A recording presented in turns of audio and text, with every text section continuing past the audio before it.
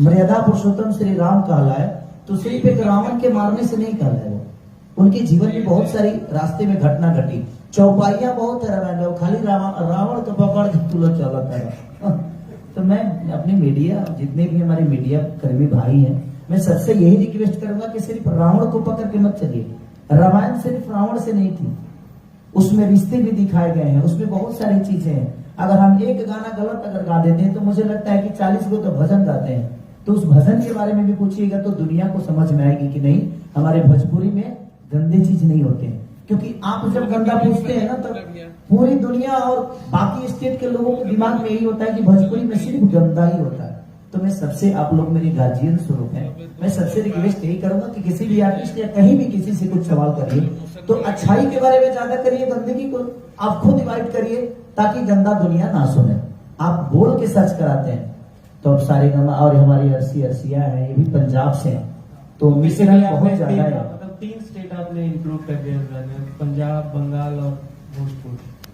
मैं क्या बोला, संगीत के लिए कोई स्टेट मायने नहीं रखता, कोई भाषा मायने नहीं रखता। हमें अगर अच्छा करना आता है तो हम कहीं भी जाकर काम करते हैं। कब पाकिस्तान के लोग हिंदुस्तान में काम नहीं करते हैं, करते हैं ना, तो उस कलाकार है। कलाकार की कोई जाति नहीं होती, कलाकार का कोई धर्म नहीं होता, कलाकार का कोई सीमा नहीं होता। और 2 चीजें ऐसी है कि जो क्लियर होती है, एक मीडिया जो निष्पक्ष अपने जीवन में चलाती है दुनिया की खबर, उसके लिए कोई जाति प्रथा नहीं है, और एक कलाकार जो निष्पक्ष अपने कला के बारे में बात करता है और अपने कलाकारी से दुनिया को अपना बनाता है। तो सारे गामा कंपनी में जब भी हम लोग कुछ करते हैं तो हमें एक त्योहार की तरह लगता है। और बंधु 3 दिन, ये गाना बहुत पॉपुलर पहले का गाना है और सारे गामा का कंटेंट था, और मैं इसको गा रहा था एक दिन तो बाबा ने बोला, क्योंकि ये जौहरी टाइप की इंसान है, ये जब भी आते हैं तो जब पहली बार मिले थे तो मैं आप लोगों को सच्चाई बता सकता हूँ यहाँ पे, नहीं चलेगा, सच्चाई बता सकता हूँ। बद्री साहब पहली बार जब मिले थे ना तो मैं इनको बहुत अवॉइड कर रहा था, क्या सारे गाना लेके आ जाते हैं, कुछ भी मतलब का। लेकिन जब मैं इनके साथ काम किया तो इनके अंदर बहुत कुछ है करने की। जो नहीं नाचता है उसको भी नचा देते हैं स्टेज पे, वो अलग अलग टाइप के नचाते हैं, नचा नहीं पाते हैं ये नचा देते हैं, क्योंकि इनका एंगल खुद का सोचना होता है। जो नहीं नाचने वाला है उसको भी नाचते हुए दिखाते हैं। ऋषभ खिसारी नहीं पहनने वाला है, इसको भी पहना देते हैं। तो आपका विजन जब क्लियर होता है ना तो दुनिया का कोई भी कलाकार खूबसूरत दिखता है।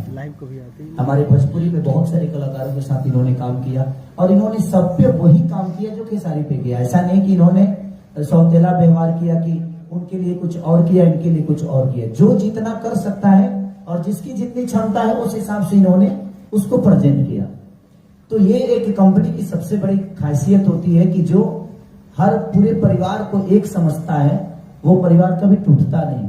और इसीलिए सारे गमा कहीं ना कहीं आज दुनिया में अपना झंडा लहरा रहा है। भोजपुरी के क्षेत्र में सबसे आज ट्रेंडिंग में तो लगता है कि मुझे इनका कब्जा ही जैसे हो गया, जैसे कि इन्होंने ट्रेंडिंग खरीद के ही रखा। एक होता है ये तो प्यार है आपके दर्शकों का कि मतलब अभी 5 गाने ट्रेंड कर रहे हैं, इसमें से 4 तो आपके टॉप म्यूजिक में तो 10 है मेरे। नहीं मतलब सारे गमा के 4 हैं। तो मुझे लगता है कि मैं, एक होता है कि कभी कभी हम लोग जानते भी नहीं थे ट्रेंडिंग का मतलब क्या होता है। बट एक गाना मेरा जी से आया था, उसने पहली एक छठ का गाना था जो मेरा पहली बार ट्रेंड किया था, तो मुझे भी लगा ये नया प्लेटफॉर्म है क्या। तो पहली बार जी से मेरा ट्रेंडिंग शुरू हुआ और उसके बाद सारे भोजपुरी गाने, आज मुझे लगता है कि 15 गाने हम सबके भोजपुरी के होते हैं। तो ये गर्व की बात है कि हमारा भोजपुरी समाज और हमारे चैनल का पहला जो ट्रेंडिंग सॉन्ग था वो भी इन्हीं का था, जय जय शिव शंकर। उस ट्रेंडिंग सॉन्ग से सिलसिला शुरू हुआ है। चिंता मत करिए, जो भी आपकी कंपनी पे बड़ा होगा वो मेरा ही होगा। ऐसा नहीं है, जो बेहतर करेगा सबका। देखिए भाई, मैं कभी कभी मस्ती करता हूँ तो प्लीज यार कंट्रोवर्सी उसी मत करना यार, नहीं तो मैं बहुत फंस जाता हूँ। मतलब कि अपने जुबान की वजह से क्यों, हाँ थोड़ा सा टेढ़ा टाइप का हूँ मैं। तो आशीष जी आपको ये जो बस भी है थोड़ा सा बोल लीजिए ना, तो लोग बोलेंगे। आशीष जी के साथ हम लोगों ने फर्स्ट टाइम काम किया है, तो इनका पहला गाना आया था नथुनियम, जो कि हमने रात में शूट किया था और दिन में हम लोगों ने 2-3 दिन शूट किया था। मतलब आई थिंक मई जून था। हाँ, गर्मी बहुत थी। गर्मी इतना ज्यादा था। तो आपका एक्सपीरियंस कैसा था हम लोगों के साथ, मतलब ये जो पहला गाना आपने शूट किया, टेक्निकली आपका पहला गाना हमारे साथ, तो सबसे पहले मैं सो सॉरी, मेरा गला थोड़ा सा खराब है। आपने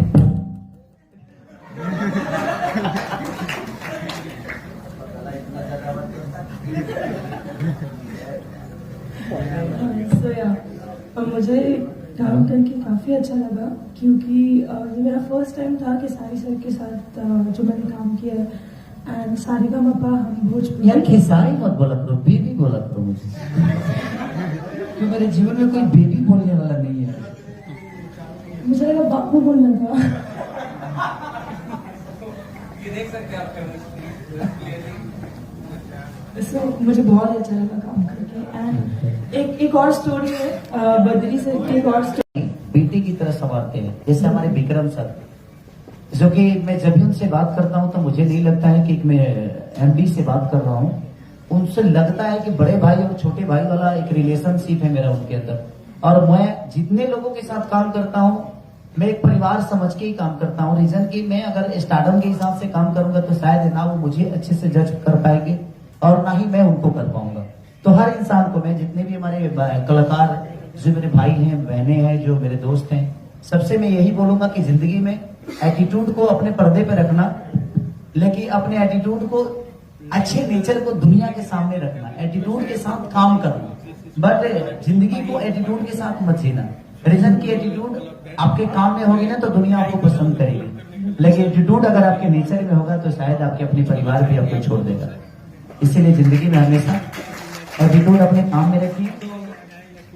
हो सकता है ये मेरा, बोलिए ना, मैं वही कह रहा हम बोलते रहते हैं क्योंकि हमारे मुंह पे मीटर नहीं लगा है, बिजली कभी नहीं लगता है। बोलिए आप।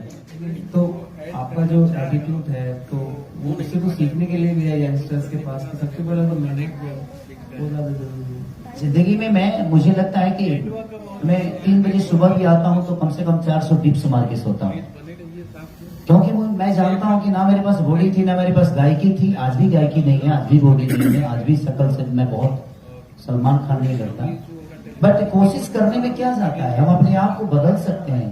पहले मुझे लोग लौंडा समझते थे, आप लोगों के दिमाग में आजकल के जनरेशन में गे समझते हैं लोग, क्योंकि मैं साड़ी पहन के पहली बार मेरी जब एंट्री हुई थी इस दुनिया में, तो मैं साड़ी पहन के पहली बार इंटर किया था। एक गाना था मेरा, चूसा था देवरा चूसा था, उस समय मेरी एज थी 16-17 साल की। तो लोगों के दिमाग में, इंडस्ट्री के दिमाग में यही था कि ये लड़का नॉर्मल नहीं है, ये मर्द है ही नहीं। तो अपनी परेशानी को मैंने बदलने की कोशिश की।